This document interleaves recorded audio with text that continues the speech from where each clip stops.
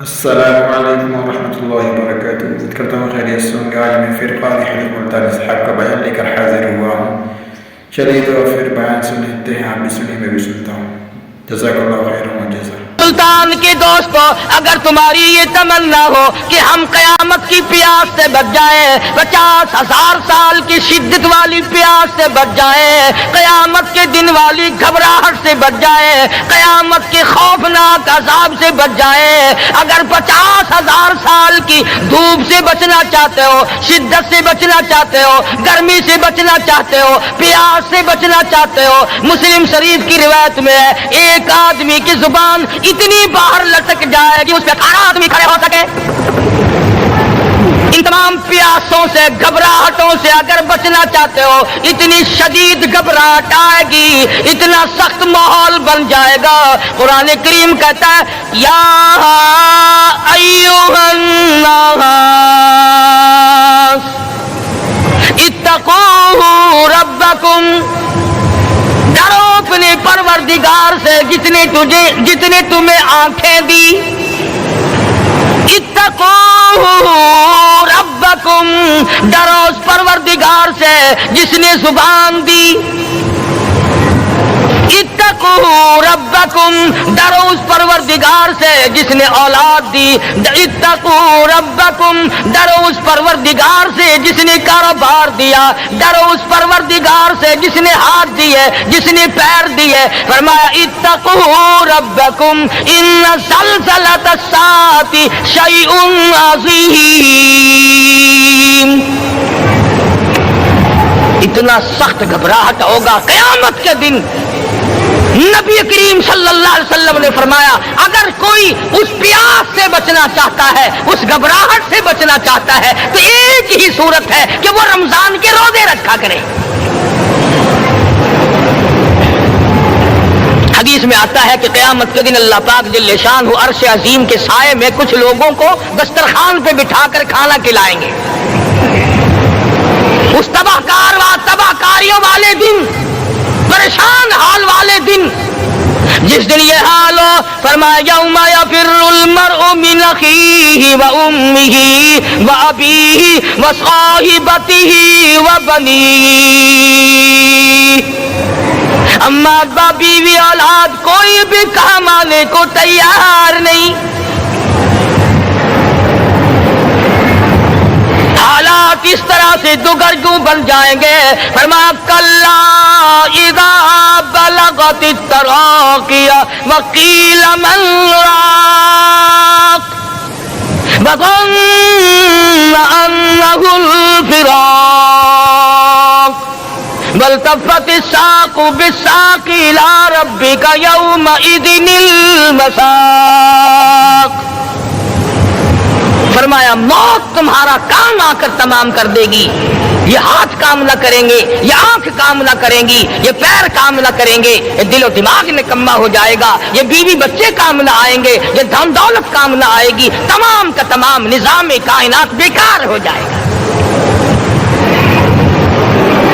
تو خداوند کریم نے رمضان المبارک کے ساتھ ساتھ شب قدر کی حاج کی رات عطا فرمائی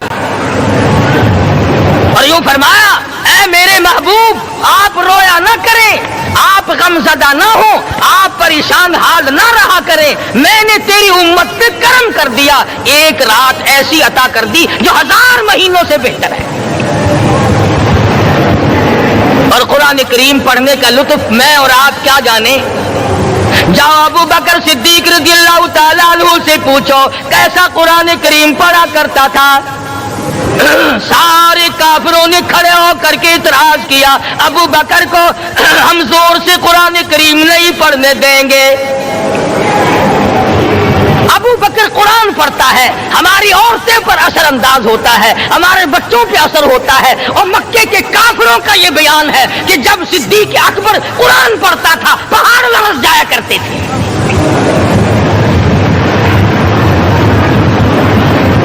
صدیق سے قرآن پڑھنا سیکھو۔ فاروق اعظم نے اسی قرآن کریم کے ذریعے سب کچھ حاصل کیا۔ ساری رات فاروق اعظم قرآن کریم کی تلاوت کیا کرتے تھے، ایک ایک رکعت میں پورا ختم قرآن کرتے تھے۔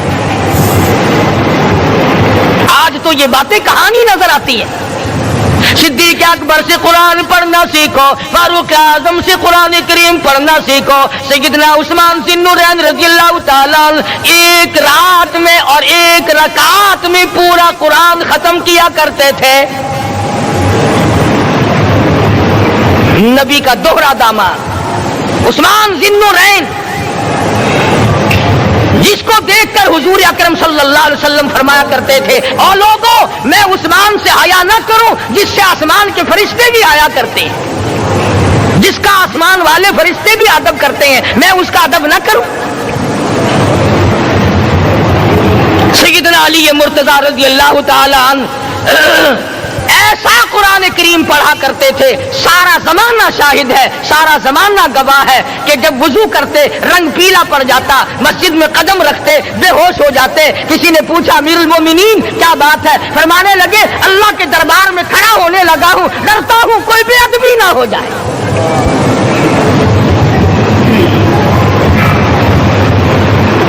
قرآن کریم ان سے پڑھنا سیکھو۔ حسین نے تلواروں کی چھاؤں میں قرآن پڑھا، نیزے کی نوک پہ قرآن پڑھا۔ سعید بن مسیب نے تلواروں کی چھاؤں میں قرآن پڑھا۔ حضرت امام احمد بن حنبل نے کوڑوں کی گونج میں قرآن پڑھا۔ ابو حنیفہ رحمۃ اللہ علیہ نے جیل سے جنازہ نکلنے سے پہلے قرآن پڑھا۔ علامہ ابن تیمیہ نے جیل کے مینارے میں قرآن پڑھا اور کوڑے کھائے۔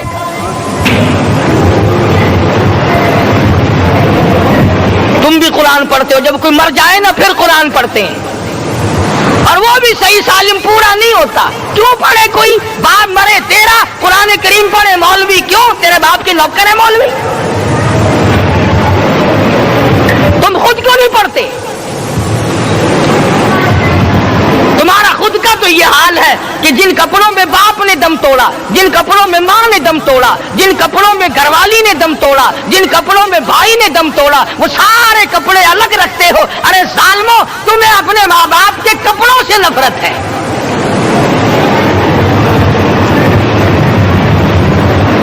باپ کی دکان سے نفرت تو نہیں، باپ کی چارپائی سے بڑی نفرت ہے۔ جس بستر پہ باپ دم توڑے تم اس بستر کو نہیں استعمال کرتے۔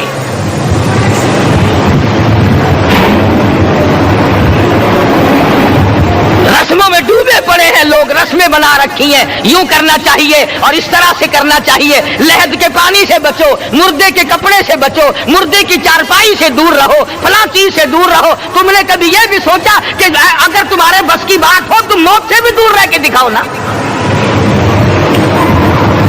اور وہ تو یہ شکر ہے کہ اللہ پاک نے قانون موت کا اپنے ہاتھ میں رکھا، ورنہ یہ جتنے بڑے بڑے ہیں نا، یہ سارے کے سارے فرشتوں کو پیسے دے کر ہمیں مرواتے رہتے۔ یقین جانو، سرمایہ دار اور یہ بڑے بڑے افسر سب بچے رہتے، ہمارا تختہ نکلوا دیتے۔ شکر ہے اسرائیل رشوت نہیں لیتا۔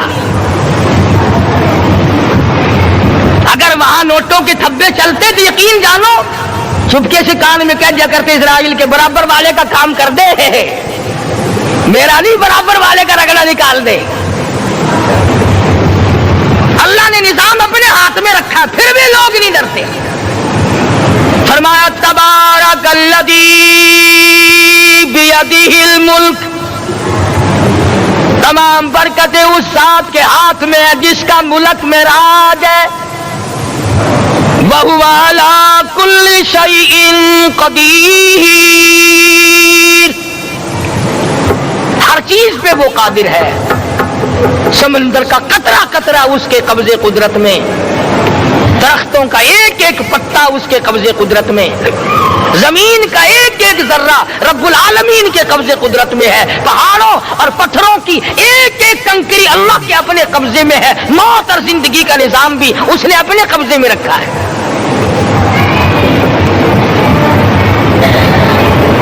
قرآن کریم ان سے پڑھنا سیکھو اگر کسی نے پڑھنا ہے۔ مجد الفسانی سرہندی رحمت اللہ علیہ جب قرآن کریم پڑھا کرتے تھے، تھوڑا سا پڑھتے پھر بے ہوش ہو جاتے۔ شاہ ولی اللہ نے مار کھا کر قرآن کریم پڑھا، شاہ عبدالعزیز کے دونوں ہاتھوں کے انگوٹھے کھینچ کھینچ کر نکال دیے گئے مگر قرآن پڑھا۔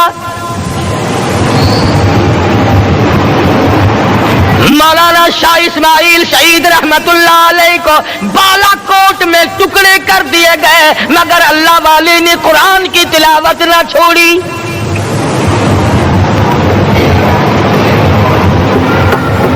ان حضرات نے قرآن پڑھا ہے۔ ہمیں اگر قرآن کی لذت آ جائے، قرآن کریم کا مزہ معلوم ہو جائے، حلاوت معلوم ہو جائے، ہم تمام زندگی تلاوت ہی کرتے رہیں۔ حضرت لاہوری رحمت اللہ علیہ رات دن تلاوت کیا کرتے تھے۔ ظالم افیسروں نے برف کی سلی پہ لٹا لیا اور حضرت سے کہا گیا کہ آپ اپنے مطالبے ختم نبوت سے دستبردار ہو جائیں، تو حضرت نے جواب دیا میں جان کا سودا کر چکا ہوں، ایمان کا سودا نہیں کرتا۔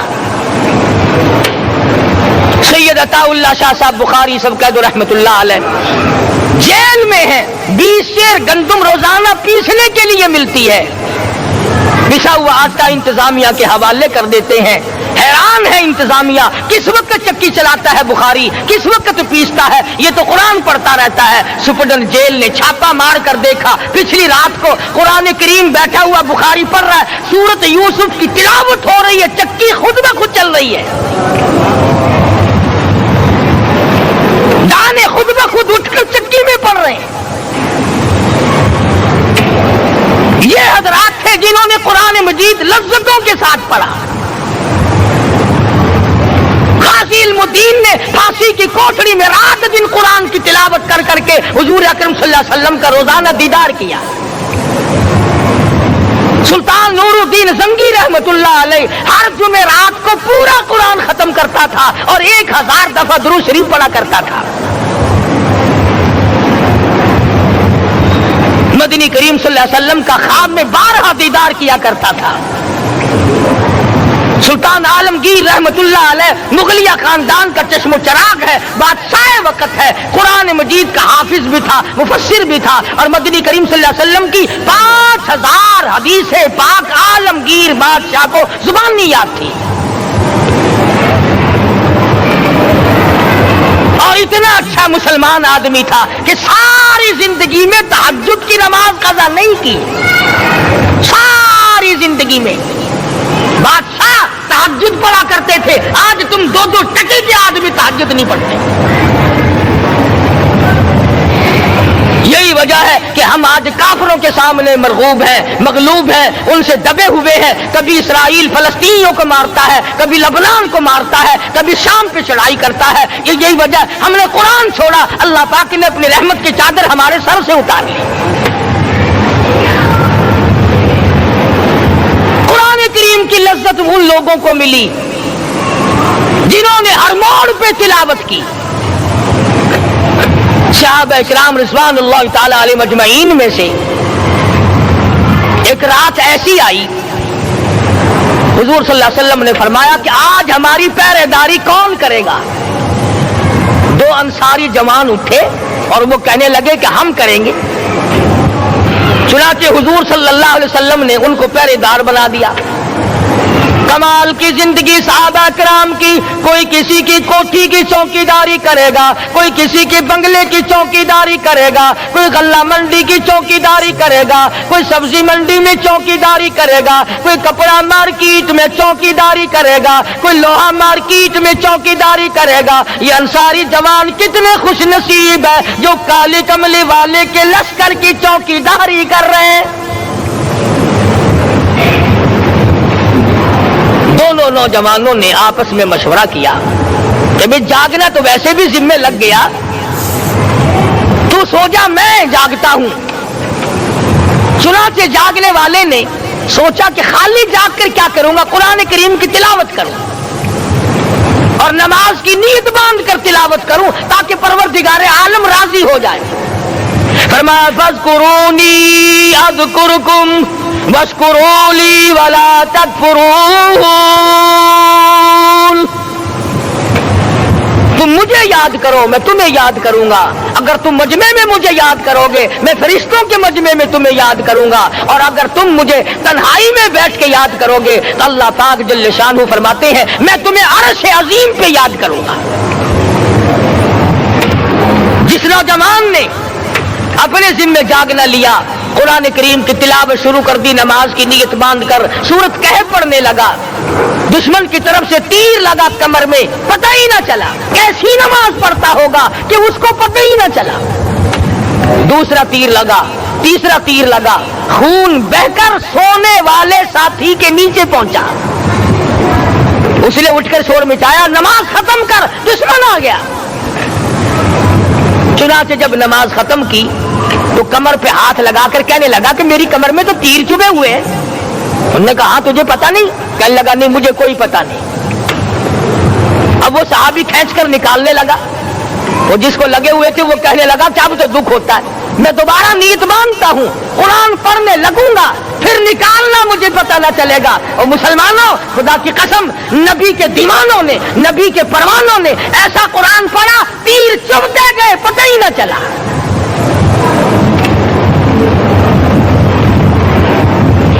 میرے نبی تیرے نبی ساری کائنات کے نبی، عرشیوں کے نبی، فرشیوں کے نبی مدنی کریم صلی اللہ علیہ وسلم نے ایک ایک وقت میں 15 دن درختوں کے پتے چبا کر خدا کا قرآن پڑھا۔ آج ہم لوگ مکھن کھا کر قرآن نہیں پڑھتے۔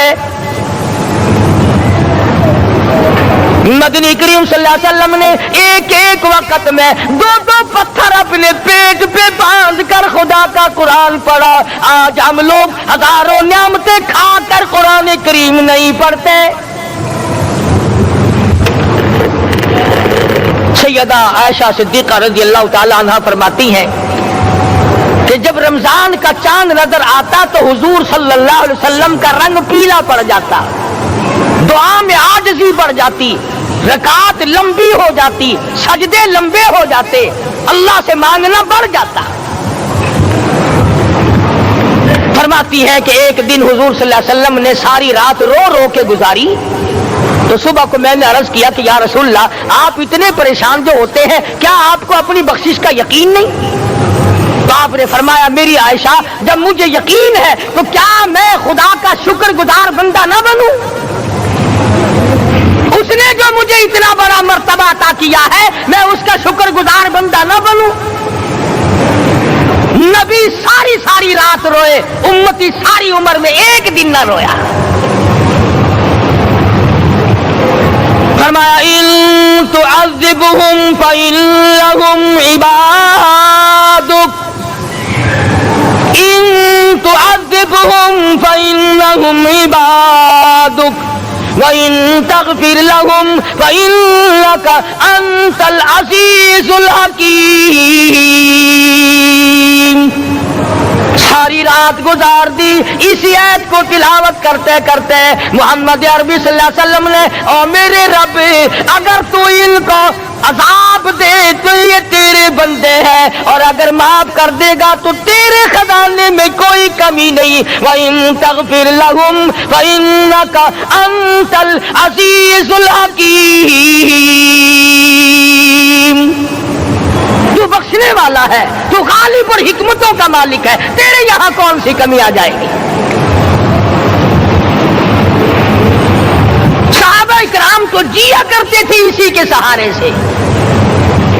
سیدنا معاذ بن جبل رضی اللہ تعالیٰ ہر وقت دعا کرتے تھے الہی جب میری موت آئے، رمضان کا مہینہ ہو، گرمی کا موسم ہو، میرا روزہ ہو، جہاد فی سبیل اللہ ہو، کافروں سے مقابلہ ہو رہا ہو، لڑائی ہو، اعلان ہو چکا ہو، تؤمنون باللہ ورسولہ وتجاہدون فی سبیل اللہ۔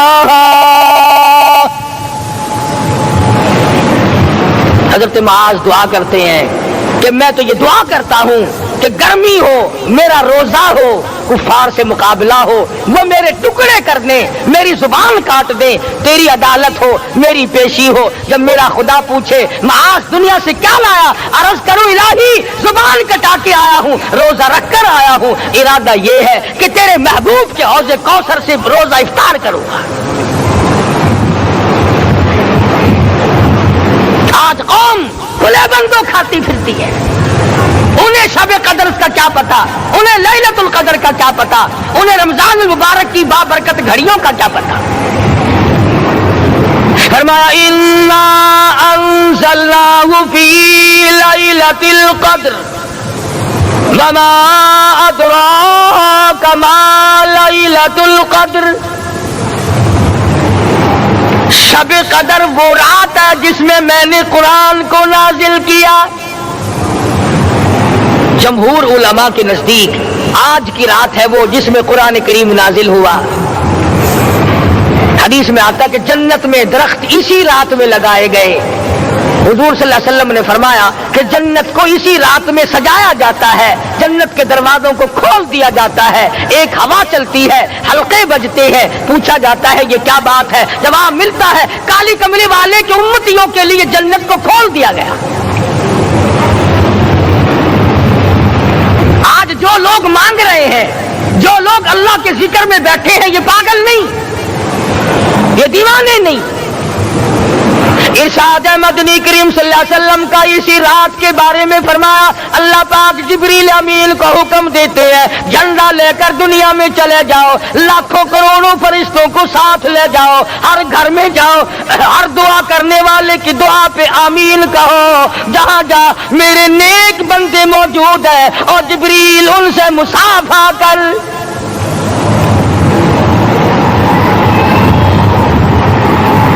قسم کا آدمی آج بھی محروم ہے, مرد بھی عورتیں بھی کان کھول کر سن لیں. 4 قسم کے آدمی آج کی رات بھی اللہ کی رحمت سے محروم ہے, شب قدر کی برکتوں سے محروم ہے, سعادتوں سے محروم ہے, رمضان کی خوشبختیوں سے محروم ہے. 4 قسم کا آدمی. سب سے پہلا شرک کرنے والا, اللہ کی ذات میں صفات میں کسی ولی کو, کسی پیر کو, کسی فقیر کو, کسی پیغمبر کو, کسی غوث قطب اور ابدال کو جو شریک کرتا ہے, نہ اس کو شب قدر کام آتی ہے, نہ رمضان کام آتا ہے. شرک اتنی بری لعنت ہے کہ تمام اعمال کی جڑیں اکھاڑ کر پھینک دیتا ہے. آج مسلمان چلاک بڑے ہیں, اگر ہندو پتھر کا بت بنا کر پوجے تو وہ تو کافر ہے, اور مسلمان قبر بنا کر پوج لیں تو وہ پکا مومن ہے. الف لام میم سے لے کر والناس تک سارا قرآن پڑھو, ترجمے چھپے ہوئے ترجموں کے قرآن پڑھو. فرمایا لا تشرک باللہ, اے معاذ اللہ کی ذات و صفات میں کسی کو شریک نہ بنانا, ان قتلت او شریک نہ بنانا. اور یہی مفہوم ہے لا الہ الا اللہ محمد الرسول اللہ صلی اللہ علیہ وسلم کا. فاران کی چوٹیوں پہ کھڑے ہو کر کالی کملی والے صلی اللہ علیہ وسلم نے جو سب سے پہلا خطبہ دیا, جو سب سے پہلا نرالا خطبہ دیا, وہ یہی تھا لا الہ الا اللہ, اللہ کے سوا معبود کوئی نہیں, پوجا کے قابل کوئی نہیں, نظر نیاز کے قابل کوئی نہیں, حاجت روا کوئی نہیں, مشکل کشا کوئی نہیں, تیری میری فریاد سننے والا کوئی نہیں, ایک اللہ کی ذات ہے.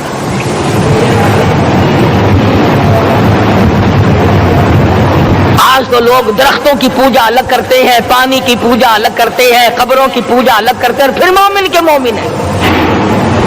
تو 4 قسم کے آدمی اس رات میں جو اللہ کی رحمت سے محروم ہے. سب سے پہلا شرک کرنے والا. دوسرے نمبر پہ جس کے گھر میں کتا ہو یا خنزیر ہو, شوقیہ کتا یا خنزیر پال رکھا ہو. تیسرے نمبر پر وہ مرد عورت جو بدکاری بدماشی کر کے بے غسلے پڑے ہو, اس گھر میں جبریل یا کوئی رحمت کا فرشتہ آج دریائے کرم بہ رہا ہے پھر بھی نہیں جاتے. اور چوتھے نمبر والا جو مسئلہ ہے اس میں ایسا معلوم ہوتا ہے کہ ہمارے کسی کے گھر میں بھی فرشتے نہیں جائیں گے. اب پہلے 3 نمبروں میں تو آپ خوش ہو گئے ہوں گے کہ الحمدللہ کافی سارے لوگ ہیں جو شرک نہیں کرتے یا کتا خنزیر نہیں پالتے. الحمدللہ نیک لوگ ہیں, اچھی نسل ہے, شرافت والے ہیں, بدکاری بدماشی زنا بھی نہیں کرتے، مگر چوتھا جرم ایسا ہے کہ وہ عام لوگ کرتے ہیں اور عام گھر محروم رہ جاتے ہیں، اور وہ ہے شوقیہ تصویر گھر میں رکھنا۔ ایک لڑکا اٹھتا ہے گھر میں، کبھی کسی کی تصویر لگا لیتا ہے، کبھی کسی کی تصویر لگا لیتا ہے۔ ایک لڑکے نے جو حرکت کی سارا گھر محروم ہو گیا اللہ کی رحمت سے۔ شب قدر والی رات میں، لیلۃ القدر کی رات میں، نجات والی رات میں، کامیابی والی رات میں، رستگاری والی رات میں، اللہ کی رحمت والی رات میں، بخشش والی رات میں، آج کی رات میں اللہ پاک کروڑوں آدمیوں کو دوزخ سے نکال کر جنت کا داخلہ عطا فرمائیں گے۔ یہ چار قسم کے آدمی پھر بھی محروم ہیں۔ اپنے آپ کو بچانے کی کوشش کرو، عام رحمت برسے پھر بھی اگر محروم رہ جائے کتنی بری بات ہے۔ امام فخر الدین رازی رحمت اللہ علیہ نے لکھا ہے کہ شب قدر کی عبادت اگر ایک رات کسی کو مل جائے تو 83 سال 4 مہینے مستقل عبادت میں گزارنے کا ثواب ملتا ہے۔ اسی کو فرمایا اِنَّا أَنزَلْنَاهُ فِي لَيْلَةِ الْقَدْرِ وَمَا أَدْرَاكَ مَا لَيْلَةُ الْقَدْرِ۔ یہ وہ برکت والی رات ہے، یہ وہ رحمت والی رات ہے، اور لوگوں مانگنے والی رات ہے، جھولی پھیلانے والی رات ہے، بگڑی بنوانے والی رات ہے، اجڑوں کو بسانے والی رات ہے، بچھڑوں کو ملانے والی رات ہے، اللہ کا دروازہ کھٹکھٹانے والی رات ہے، اللہ کے آسمان کی طرف سے آوازیں آتی ہیں مانگو کیا مانگتے ہو، وہ رات ہے۔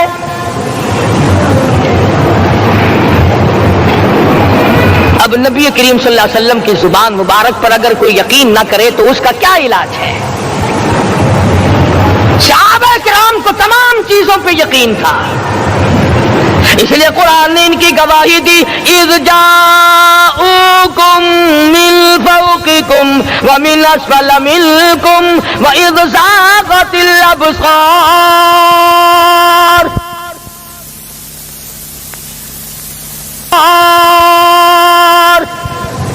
وبلغت القلوب الحناجر۔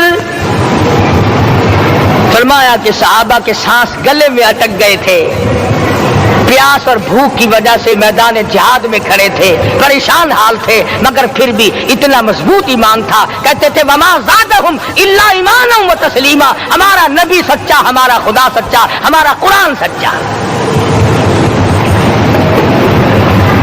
بے شمار واقعات قرآن کریم پیش کرتا ہے صحابہ کرام کہ انہوں نے اپنی زندگی میں کبھی بھی اس قسم کا کام نہیں کیا جس سے اسلام بدنام ہوتا ہو۔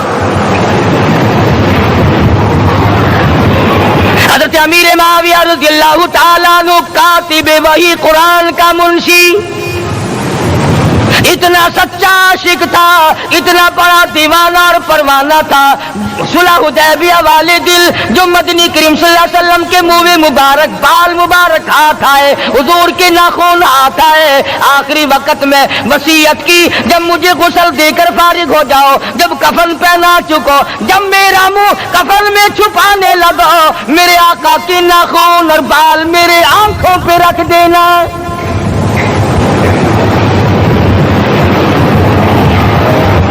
اس قدر جذبہ تھا ان حضرات میں، اور نماز کبھی کسی صحابی نے قضا نہیں کی۔ آج کا مسلمان تو کسی معاملے میں بھی نہیں ڈرتا، حضور صلی اللہ علیہ وسلم نے مقروض میت کی نماز جنازہ کبھی نہیں پڑھائی۔ آج جس نے کسی کا قرضہ دینا ہو وہ پرواہ ہی نہیں کرتا، نہ موت سے ڈرتا ہے، نہ قبر سے ڈرتا ہے، نہ حشر سے ڈرتا ہے، نہ اللہ کے عذاب سے ڈرتا ہے۔ جب بھی کوئی مر جاتا حضور اکرم صلی اللہ علیہ وسلم تشریف لاتے، پہلے پوچھتے اس کے ذمے کسی کا قرضہ تو نہیں، یا کوئی ضامن بنتا، اور یا خود حضور صلی اللہ علیہ وسلم فرماتے کہ میں قرضہ ادا کروں گا، پھر آپ جنازے کی نماز پڑھایا کرتے تھے۔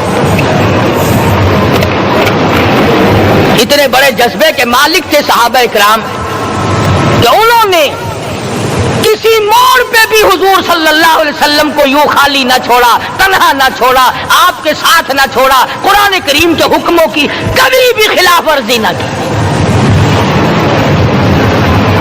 یہی وجہ تھی کہ اللہ پاک نے ان کو پوری دنیا کا مالک بنایا، کابل سے لے کر طرابلس تک کا علاقہ صحابہ کرام نے تمہیں فتح کر کے دیا۔ اور ظالم مسلمانوں، آج صحابہ نے جو علاقے تمہیں فتح کر کے دیے تھے، آج وہاں کفر دندنا رہا ہے۔ تم نے کفر کے جھنڈے لہرائے، تم نے کفر کے حوالے کیا مسلمانوں، اور پھر تان صحابہ پہ کرتے ہو۔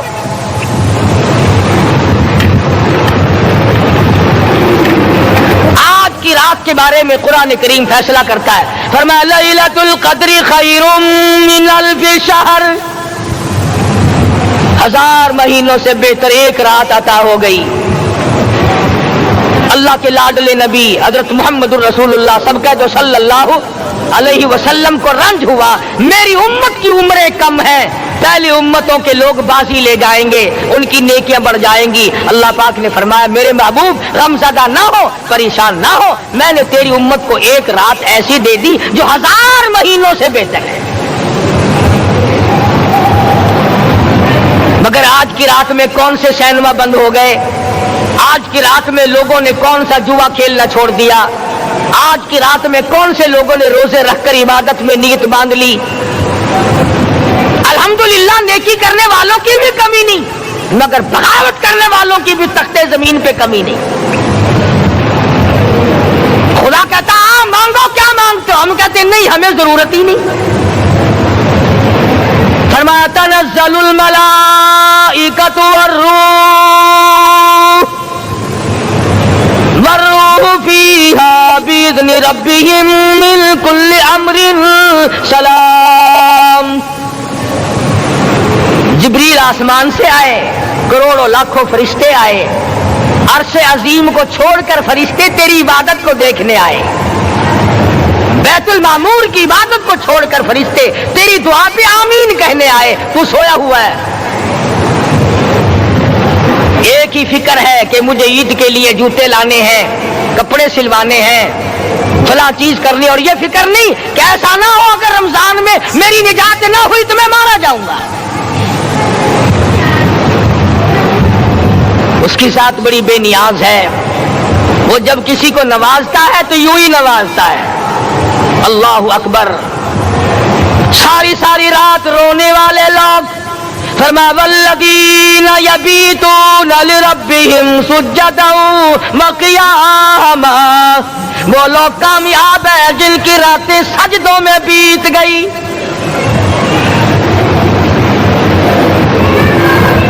ان مسجدوں میں ہم سے قرآن نہیں پڑھا جاتا، پنکھوں کے نیچے قرآن نہیں پڑھا جاتا۔ مولانا حسین احمد مدنی اور حضرت شیخ الہند رحمت اللہ علیہ نے قاہرہ کے جیل خانے میں 18 سیر مکئی پیستے پیستے خدا کا قرآن پڑھا، چکی چلاتے چلاتے قرآن یاد کیا اور قرآن پڑھا۔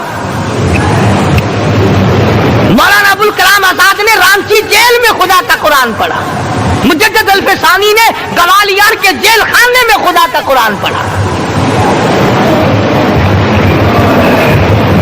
دلی کے چاروں طرف 4000 عربی مدرسے تھے، 4000 عربی مدرسے تھے۔ انگریز سے مقابلہ کیا علماء نے، اللہ والوں نے، کفر کے سامنے سر جھکایا نہیں، کفر کے سامنے ڈرے نہیں، مرعوب نہیں ہوئے، مغلوب نہیں ہوئے۔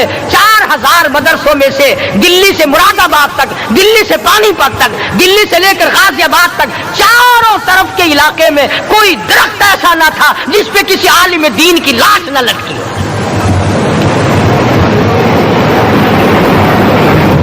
اسلام کی حفاظت بابو نے نہیں کی، اسلام کی حفاظت انگریزی خانوں نے نہیں کی، بوریا نشینوں نے کی ہے، مسجد میں بیٹھنے والوں نے کی ہے، لوٹے سے وضو کرنے والوں نے کی ہے، سوکھے ٹکڑے کھانے والوں نے قرآن کی حفاظت کی ہے، انگریزی خانوں نے نہیں کی ہے۔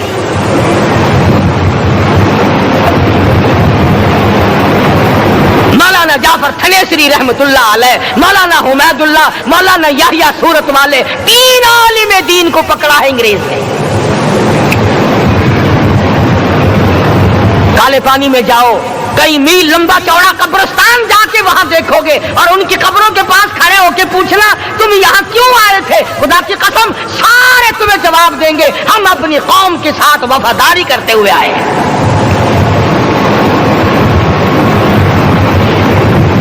पैरों में बेड़ियां हैं, चाबुक मारे जा रहे हैं उलमाए दीन को। अंबाले की जेल में रोजाना पिटाई होती, रोजाना मारा जाता है। लाहौर तक घसीट कर लाया गया, 20-20 शेर लोहा उलमा के, अल्लाह वालों के पैरों में डाल रखा है। तुमने तो सिर्फ यही सोचा है ना कि कोई मर जाएगा तो छोलों पे बैठ के कुरान पढ़ेंगे। नहीं नहीं, अल्लाह वालों ने पैरों में बेड़ियां पहनकर कुरान पढ़ा, हाथों में हथकड़ियां पहनकर कुरान पढ़ा, चाबुक और कोड़ों के साए में कुरान पढ़ा, तलवार की नोक पे कुरान पढ़ा। मौलाना जाफर थनेसरी रहमतुल्लाह अलैह फरमाते हैं कि हम तीनों को फांसी का हुक्म दे दिया अंग्रेज ने। तो जो परवाना लेकर आया, हम बड़े खुश हुए, उछलने लगे, कूदने लगे कि लो भाई अल्लाह पाक ने शहादत का इंतजाम कर दिया। फरमाया वला तक़ूलू लिमन युक़तलु फी सबीलिल्लाहि अम्वात बल अहयाउम वलाकिन ला तशऊरून। जो मेरी राह में मारा गया, जो मेरे नाम पे मारा गया, उसे तुम मुर्दा न कहो, उसकी जिंदगी की तुम तमीज कर ही नहीं सकते। मेरे नाम पे मरने वाला, मेरे कुरान पे मरने वाला, मेरे दीन पे मरने वाला और मेरे नाम पे सर कटाने वाला। हदीस में आता है क़यामत का मैदान होगा, शहीदों की जमातें आएंगी, अल्लाह पाक शुहादा को फरमाएंगे जाओ हमने तुम्हें जन्नत दे दी, शहीद खड़े हैं। आवाज आएगी जाओ हमने तुम्हें हूरें दे दी, शहीद खड़े हैं। आवाज आएगी जाओ हमने तुम्हें सुर्ख याकूत के मकान दे दिए, शहीद खड़े हैं। जाओ हमने तुम्हें सब्ज याकूत के मकान दे दिए, शहीद खड़े हैं। जाओ हमने तुम्हें सोने चांदी की ईंटों वाले मकान दे दिए, शुहादा खड़े हैं। जाओ हमने तुम्हें मुस्क अंबर जाफरान के गारे के बने हुए मकान दे दिए, शहीद खड़े हैं। अल्लाह पूछेगा मांगो क्या मांगते हो? अर्ज किएंगे इलाही जन्नत नहीं चाहिए, हूर नहीं चाहिए, जन्नत और शहद और दूध की नहरें नहीं चाहिए, तेरे नाम पे सर कटाने में जो मजा आया वो जन्नत में कहा, एक मर्तबा और पैदा कर दे, फिर तेरे नाम पर तेरा नाम लूं, छुरी चले तेरे नाम पे बार बार ज़िबा होने में जो मजा आया, हम तो सिर्फ वही मांगते हैं। और खुद सरकार मदीना सब कह दो सल्लल्लाहु अलैहि वसल्लम ने फरमाया कि मुझे अल्लाह की राह में 100 मरतबा ज़िबा किया जाए, 100 मरतबा जिंदा किया जाए, मैं फिर भी ला इलाहा इल्लल्लाह मुहम्मदुर रसूलुल्लाह की तौहीद की तबलीग से मैं पीछे नहीं हटूंगा।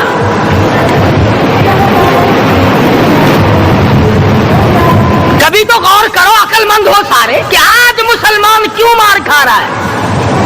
अफगानिस्तान में मुसलमान पिट रहा है, हिंदुस्तान में मुसलमान मार खा रहा है, फलस्तीन में मुसलमान मार खा रहा है, लेबनान में मुसलमान की पिटाई हो रही है, श्रीलंका में मुसलमान को ज़िबा किया। आखिर हो क्या गया? हमने ऐसा क्या गुनाह कर दिया कि चारों तरफ कुफर चढ़ गया और हम मर गए?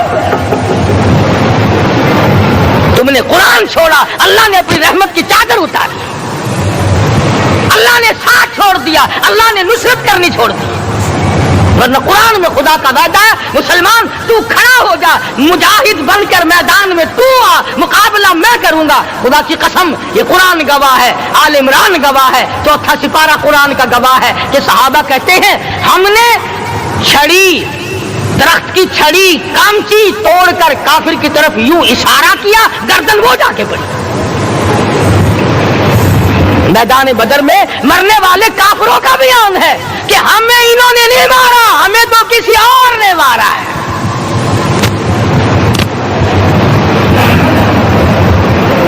एक दिन मक्का मुकर्रमा में उमैया इब्ने खलफ अपने घोड़े को पानी पिला रहा है। अल्लाह पाक बैतुल्लाह की हर मुसलमान को ज़ियारत नसीब फरमाए। हुजूर सल्लल्लाहु अलैहि वसल्लम ने पूछा क्या कर रहा है? कहने लगा घोड़े को पानी पिला रहा हूं, तैयार कर रहा हूं घोड़ा, नऊज़ बिल्लाह इस पे चढ़कर तुझे कत्ल करूंगा। किसको कहता है? محمد عربی صلی اللہ علیہ وسلم کو دھمکی دیتا ہے، مکے کا چودھری، مکے کا سردار، مکے کا ایک رئیس امیہ بن خلف سرکار دو جہاں حضرت محمد الرسول اللہ صلی اللہ علیہ وسلم کو دھمکی دیتا ہے، میں اس گھوڑے پہ چڑھ کر تجھے قتل کروں گا۔ حضور صلی اللہ علیہ وسلم نے جواب بند ارشاد فرمایا، انشاءاللہ میں ہی تجھے قتل کروں گا، میں ہی تجھے قتل کروں گا۔ بات آئی گئی ہو گئی۔ میدان بدر میں امیہ حضور کے سامنے آیا، ایک جال کے درخت کی پتلی سی چھڑی تھی، حضور صلی اللہ علیہ وسلم نے اس کے کندھے پہ مار دی، امیہ بن خلف کے کندھے پہ جال کی چھڑی مار دی پتلی سی۔ یوں لکھا کتابوں میں، گدھے کی طرح رینگتا تھا، چیختا تھا، چلاتا تھا، ہائے مر گیا، ہائے مر گیا، تباہ ہو گیا، برباد ہو گیا۔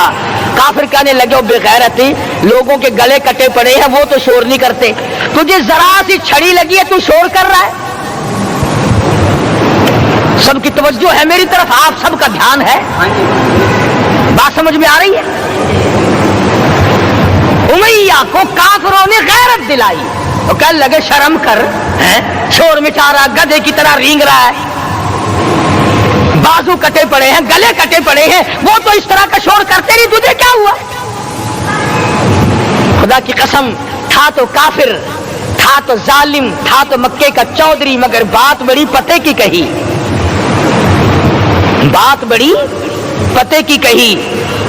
کہنے لگا، مجھے غیرت دلانے والوں، کسی کو بلال نے مارا، کسی کو فاروق نے مارا، کسی کو صدیق نے مارا، کسی کو طلحہ زبیر نے مارا، کسی کو عبد الرحمن ابن عوف نے مارا، کسی کو علی مرتضیٰ نے مارا، تمہیں کیا معلوم ہے مجھے مدینے والی سرکار نے مارا ہے؟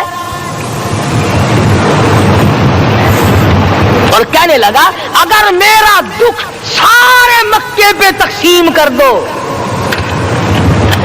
جتنی تکلیف مجھے ہو رہی ہے، اگر میری تکلیف کو سارے عرب پہ تقسیم کر دو، امیہ کہتا ہے تمہارے جگر پھٹ جائیں گے، تم تباہ ہو جاؤ گے، مجھے اتنی تکلیف ہو رہی ہے کہ مجھے حضور کے ہاتھ سے چھڑی لگی ہے، میں حضور کا مارا ہوا ہوں۔ کافر کو تو پتہ چل گیا کہ مجھے چھڑی کس کے ہاتھ سے لگی ہے۔ کبھی ہم نے بھی سوچا کہ اگر قیامت کے دن حضور صلی اللہ علیہ وسلم نے ہمیں جواب دے دیا تو ہم کہاں جائیں گے اور ہمارے لیے کون سا راستہ بنے گا؟ فرمایا، تنزل الملائکۃ والروح، آسمان سے فرشتے اترتے ہیں اسی رات میں، تمہاری دعاؤں پہ آمین کہنے کے لیے، تمہارے آنسوؤں کو دیکھنے کے لیے۔ حدیث میں آتا ہے، جہنم کے انگاروں کو سمندر کا پانی نہیں بجھا سکتا، دریا کا پانی نہیں بجھا سکتا، ندی نالوں کا پانی نہیں بجھا سکتا، آنکھوں کا پانی بجھا سکتا ہے۔ جہنم کے انگاروں کو آنکھوں کا پانی بجھا سکتا ہے، جو خدا کے خوف سے آنسو نکلے گا اس سے جہنم کی آگ بجھ جاتی ہے۔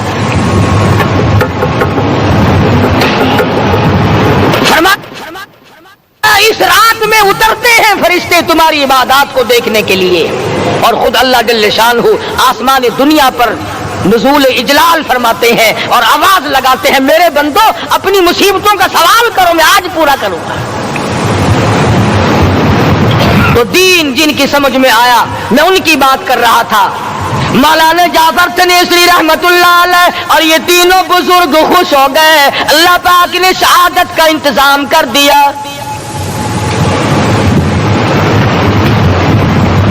وہ جو پروانہ لے کے آیا تھا پھانسی کا، وہ انگریز افسر کو جا کے کہنے لگا کہ مولوی تو خوش ہو رہے ہیں، پھانسی آنے پر تیار ہیں۔ انگریز کہنے لگا، ہم نے مولویوں کو خوش نہیں ہونے دینا، ہم نے پھانسی کینسل کر دی، ہم نے پھانسی کا حکم منسوخ کر دیا۔ مولانا کالے پانی کی کتاب میں لکھتے ہیں، جب مجھے پھانسی کی اطلاع ملی تھی، میں نے رات کو درخت کے پتے چبا کر روزے کی نیت کر لی، اپنے رب کی حضور میں جاؤں تو روزہ دار ہو کر جاؤں۔ امید کرتا ہوں کہ آپ لوگوں کو قاری حنیف ملتانی صاحب کا بیان پسند آیا ہوگا۔ ایسے اور مزید اسلامک ویڈیو دیکھنے کے لیے ہمارے چینل کو سبسکرائب کریں، لائک کریں، شیئر کریں۔